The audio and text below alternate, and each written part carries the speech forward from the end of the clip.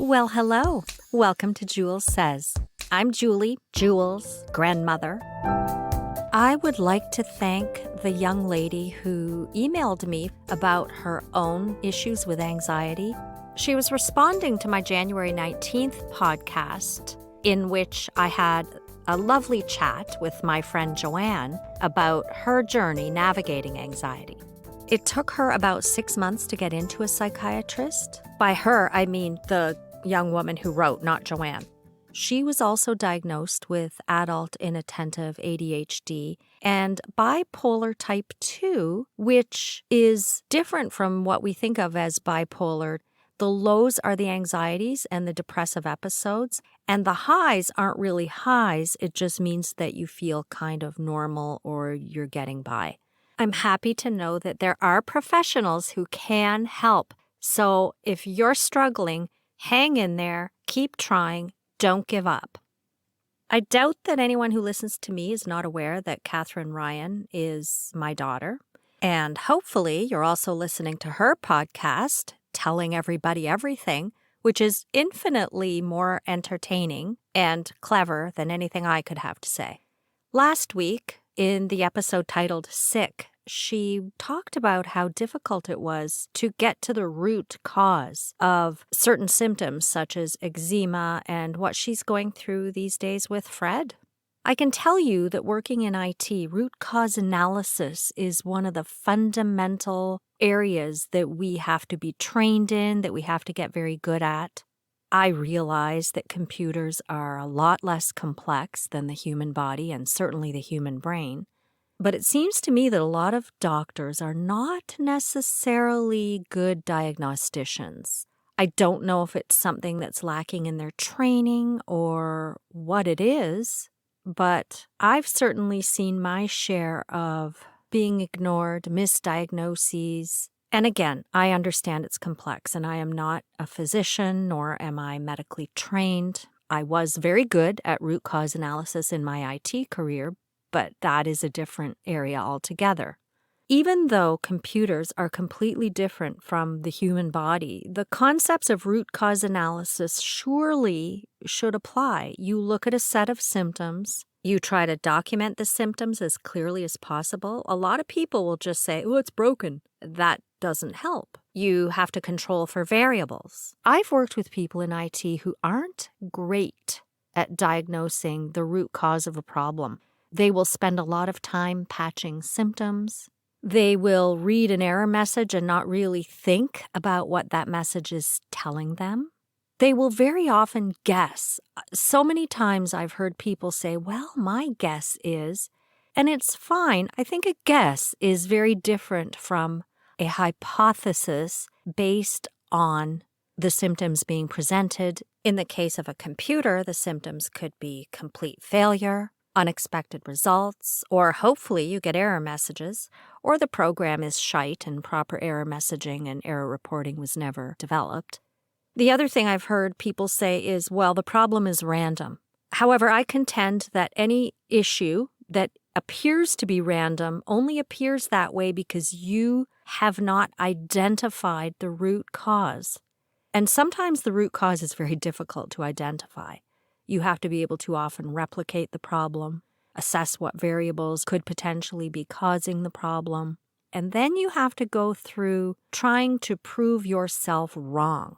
Because it's very tempting if you change something and it works once, it's very tempting to want whatever you did to be the right answer. And then you have to test to make sure that whatever you did change didn't cause other problems. Again, the human body is much more complex than a computer. At the end of the day, a computer is binary on, off at its most simple level. The other challenge when it comes to medicine is the reluctance to run tests, the reluctance to admit that you maybe don't know.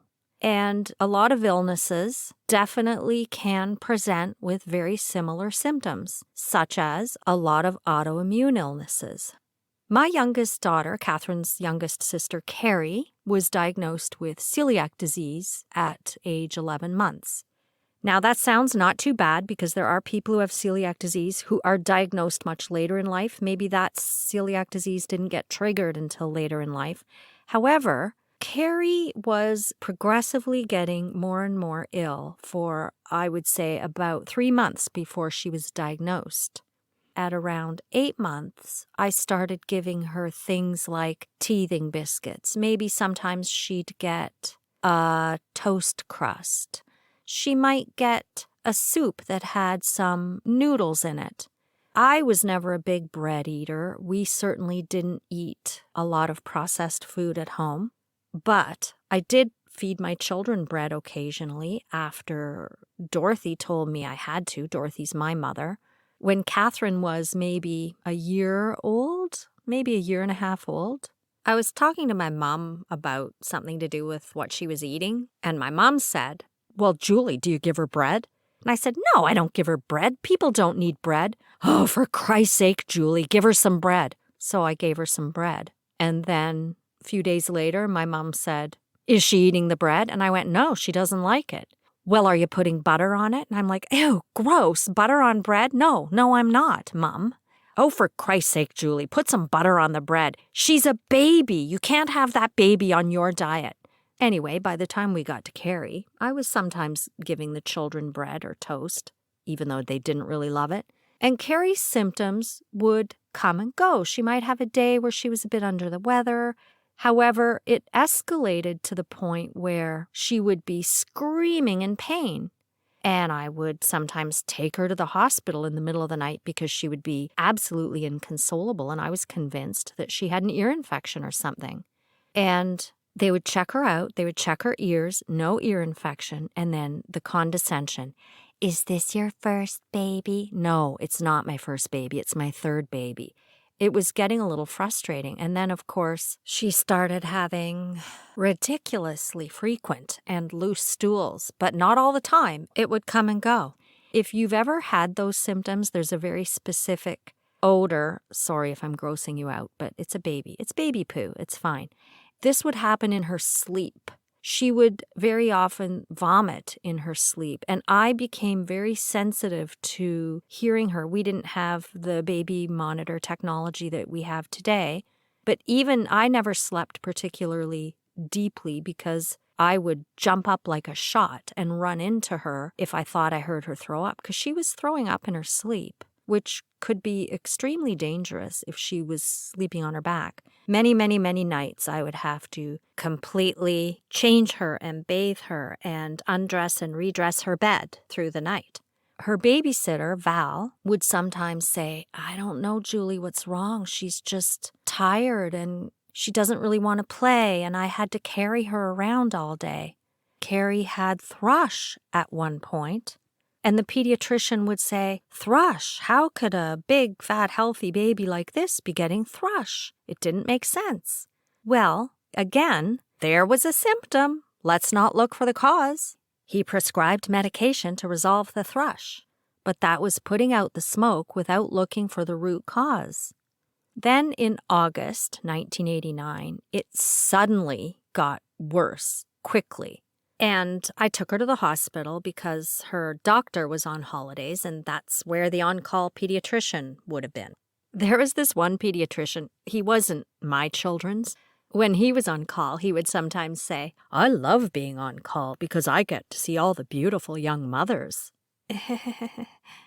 Anyway, there happened to be a pediatrician covering for the Sarnia pediatricians, and he was from Toronto Sick Children's Hospital. And he said to me, "I don't know, I think she might have celiac disease." And I knew of celiac disease because her father has a condition called dermatitis herpetiformis, which is a gluten intolerance, but it doesn't cause severe gut issues like celiac disease does. It's more like a bubbling rash that he gets on his trunk and arms. But he didn't follow the diet too closely, so I had never really paid much attention to that, and it hadn't occurred to me until this doctor mentioned it. So he sent us home, and he said, "Call me tomorrow. I'll see what tests are available here." So I contacted him, And the next day, he seemed to have a change of heart because he said to me, "Oh, I don't really want to step on anyone's toes here in Sarnia." And I'm like, "What? You're going to have to hold off and see her own doctor."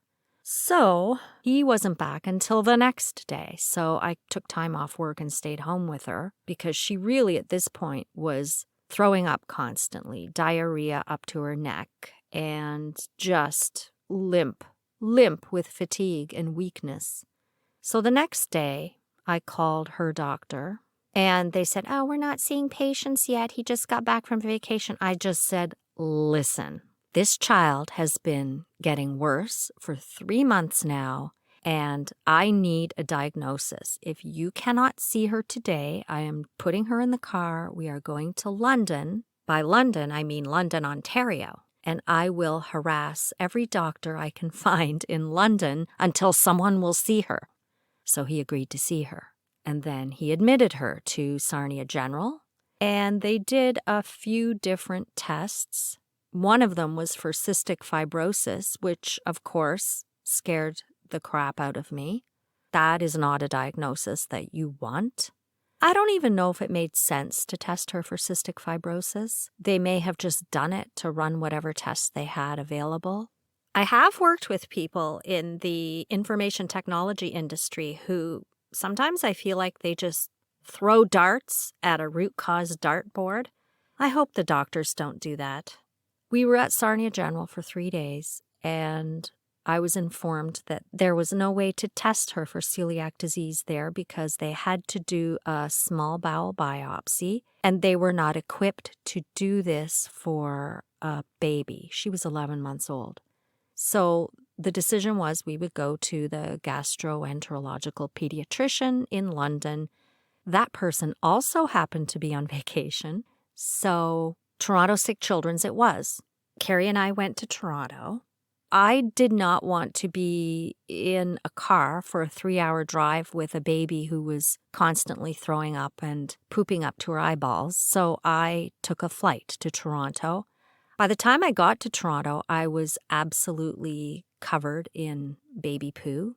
We got there. It was very busy. We were checked into the neurology ward because they did not have space in the gastroenterology ward when we got there.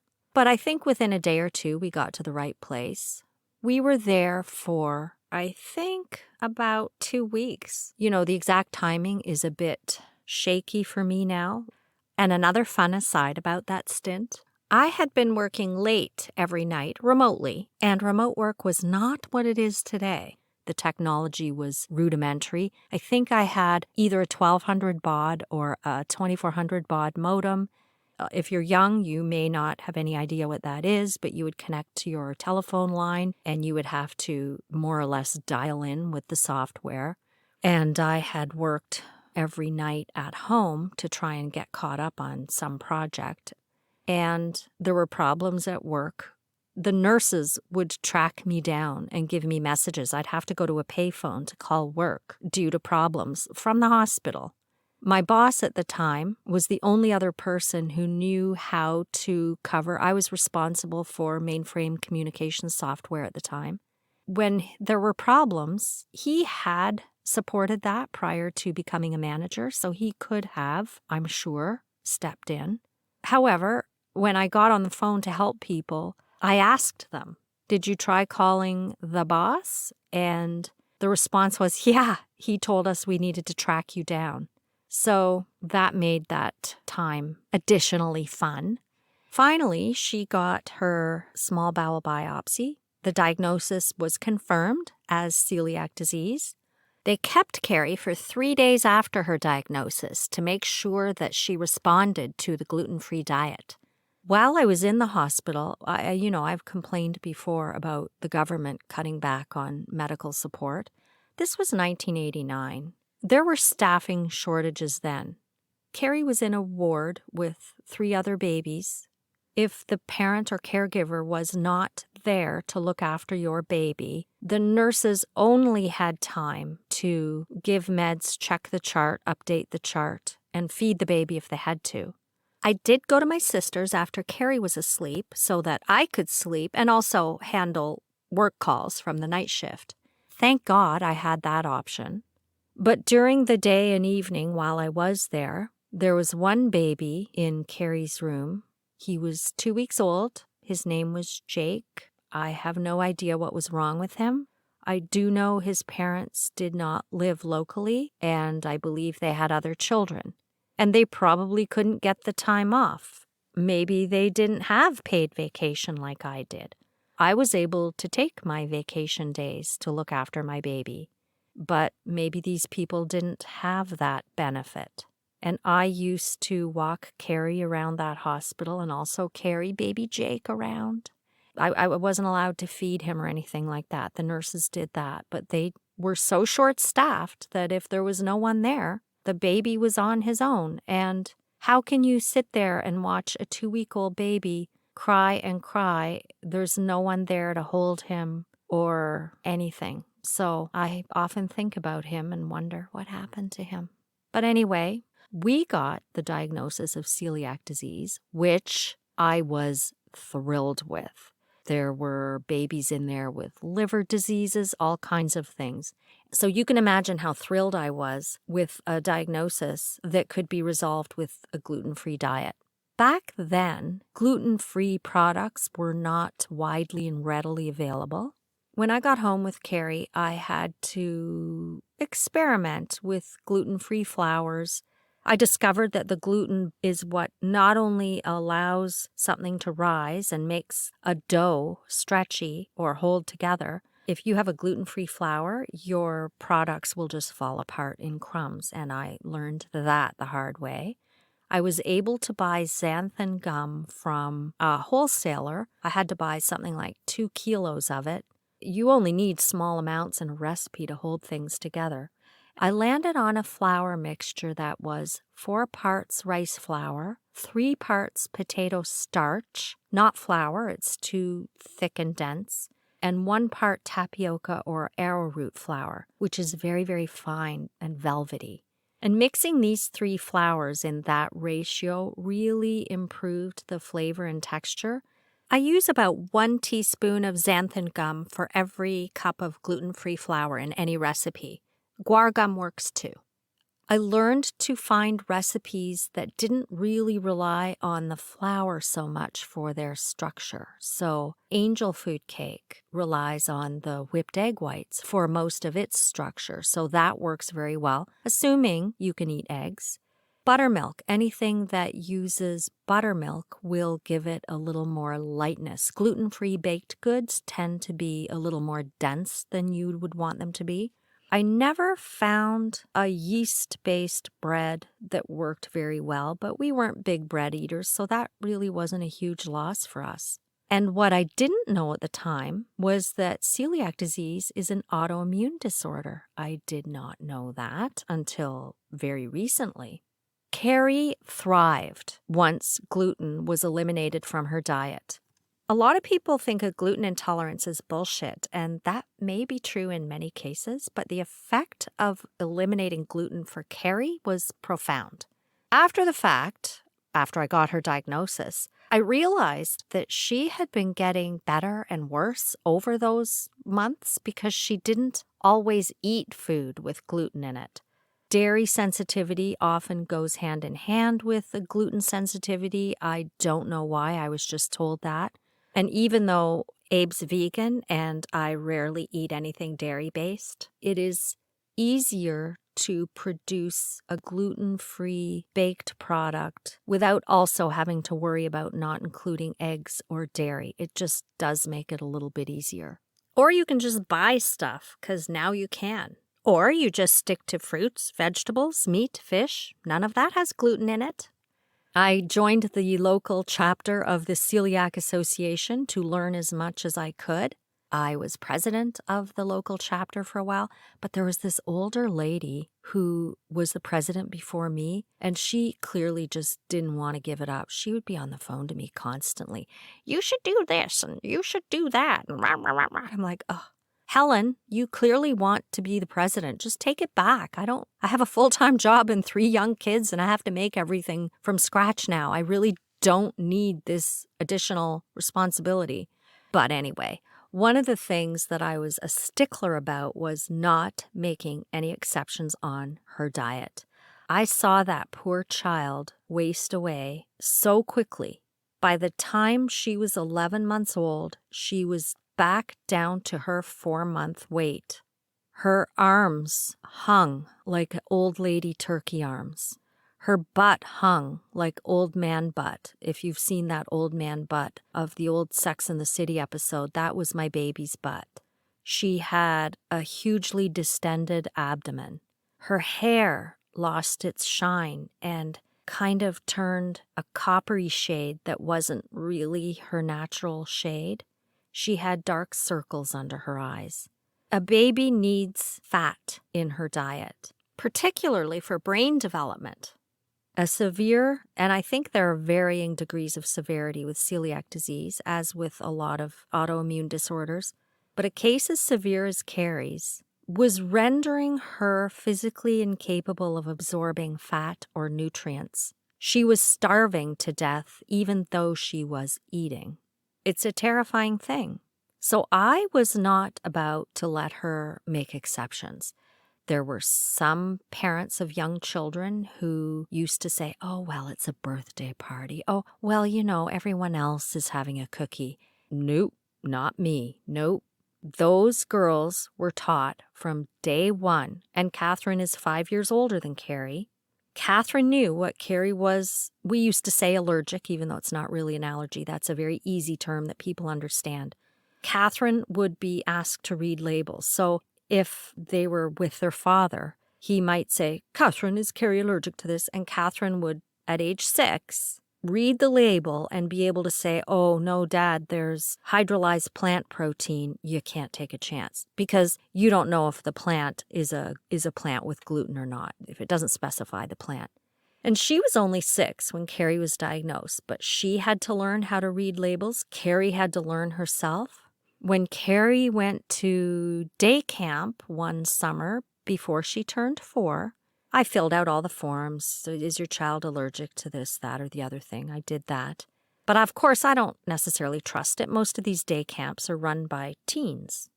So I pinned a sign to her shirt that said in large lettering, please do not feed me anything with wheat, barley, rye, or oats. No cookies, crackers, bread, cakes, donuts. Like I spelled it out on this sign.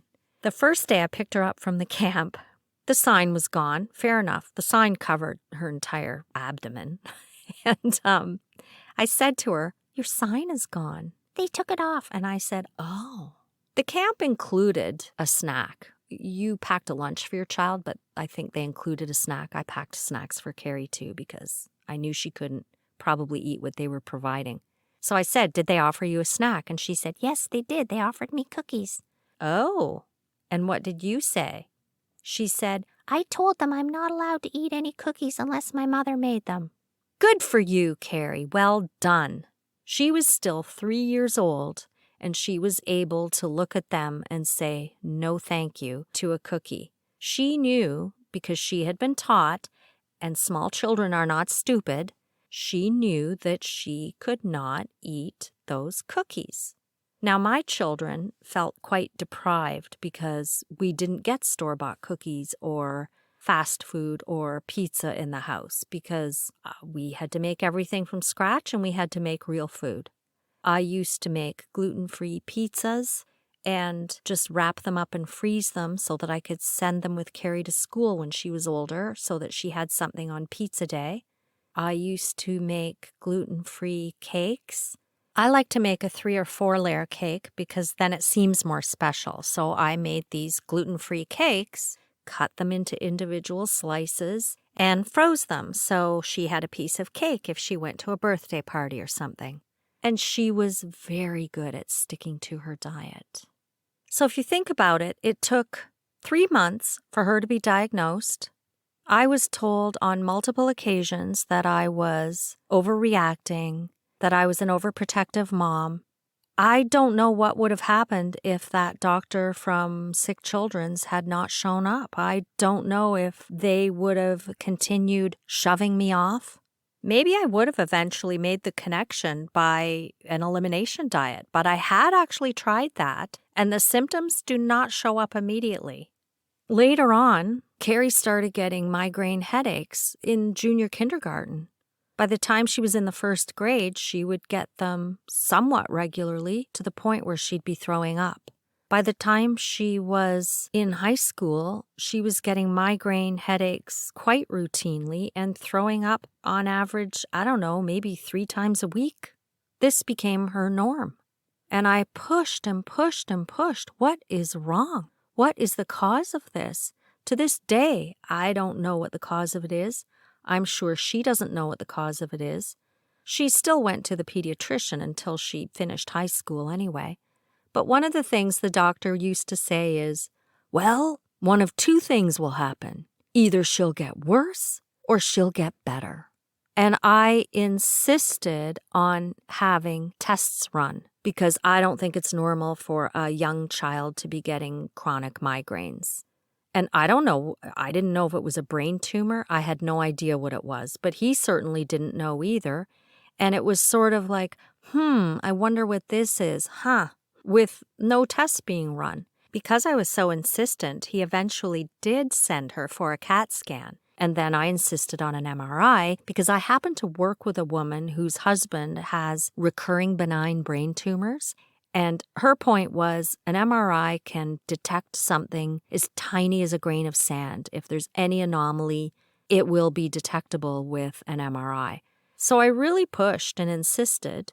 And as I was doing this, one of the things he said to me was, well, if she had a brain tumor, she'd be dead by now. And I said, yeah, and you wouldn't have diagnosed it. So then he went ahead and signed the order for the MRI. They didn't find anything. They never did find anything. She went to a neurologist in London. They were never able to find anything.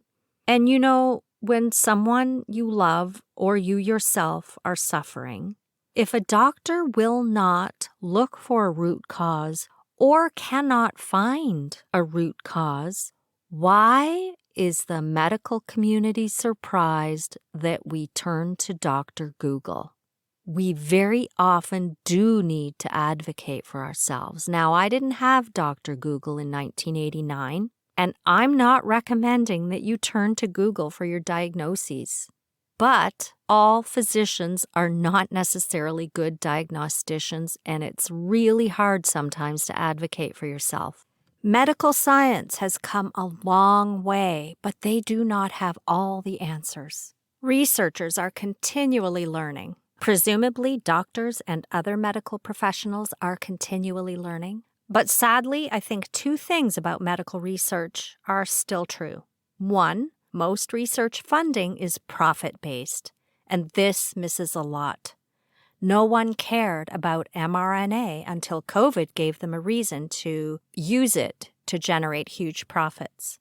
2, research funding does not consistently include children or non-cis male persons at various stages in their lives, such as hormonal changes, pregnancy, and menopause. And doctors are human beings who are influenced by societal biases. My experience with doctors is that a lot of them think women are emotional, not very smart, and we overreact. Listen, it's hard for me not to get into how my mother was dismissed until she died. That might be another episode. Thank you for listening. If you like my podcast, please share, rate, review, and if you have anything you'd like to say to me, feel free to DM me or email me at jewelsays@gmail.com. JEWELS says@gmail.com. And if you're not well, please just hang in there and keep trying. They will listen eventually.